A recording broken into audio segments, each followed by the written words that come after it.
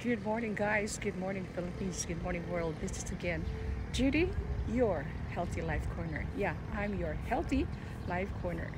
Na andito na naman ako sa favorite place ko, and I already did my jog and my brisk walking, and did my deep breathing. I already taught you.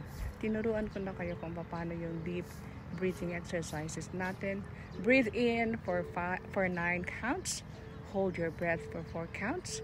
And then exhale for another 9 counts. Alright?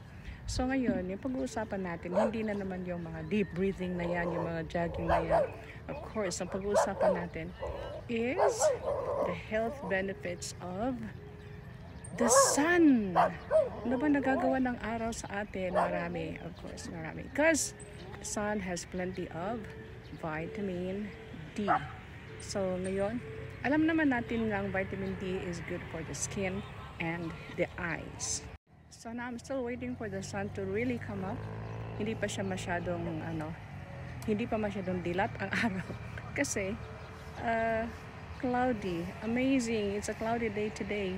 Ilang weeks na ba naman na nagkaroon tayo ng init na heat index na umaabot ng 53 at some point, no? Pero ngayon parang ayaw niya muna na magpakita na really bright. But ito yung pag-usapan natin, ano ba ang benefit ng sun to the health of your eyes? Madami. Ito yung, kasi marami siyang vitamin D, right? Now, how do you do it? Paano natin magamit ang sun para maging healthy ang ating eyes? Ito yung pag-uusapan natin, and I'll teach you how to do it. So, like I said, hindi pa siya masyadong dilat, but then I can teach you how to do it. Ganito, hindi kasi alam ng karamihan kung paano siya gamitin, paano ba maging effective yung rays of the sun. Okay, but before anything else, kailangan tandaan natin na we should utilize yung bagong sikat pa lang na araw. Hindi naman yung matirik ng araw tsaka mo gagawin. Okay? So, what you're gonna do is, okay, yung mga early risers, yan, makikinabang dito sa ating vlog ngayon. So, what you do is, you close your eyes, close your lids, okay?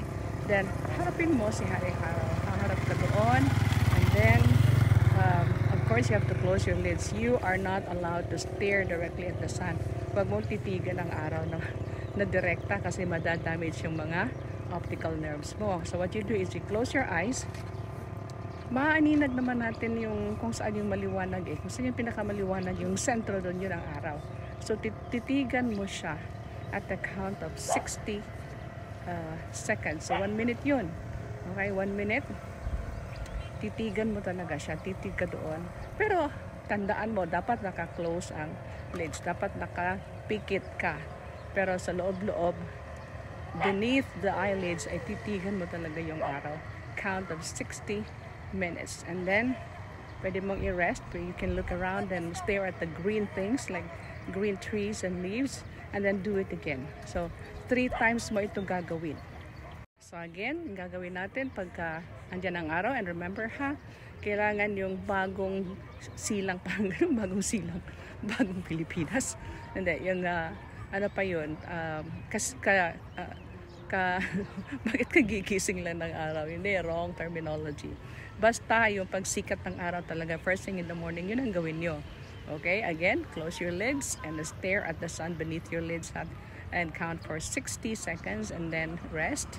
And then do it again 3 times. You know, alam niyo ba, I'm 64 years old na, but I don't use eyeglasses. Although may reading glasses ako, ginagamit ko pagka yung binabasa ko yung mga letrang maliliit, but I don't have correctional eyeglasses. I don't wear them. Okay?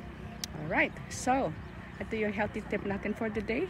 And again, this is Judy, your Healthy Life Corner. And if you haven't subscribed to my channel, please hit subscribe, like, and share.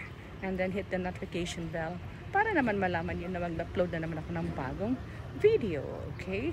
So ngayon yung ating pinag-usapan are for your eyes only. I'll see you again in my next video. Shall we? Take care, everyone, okay?